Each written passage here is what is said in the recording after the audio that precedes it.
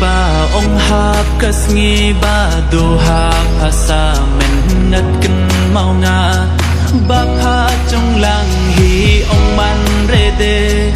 ti pre haper thei sa men chi sa ngas ngap sa men or ba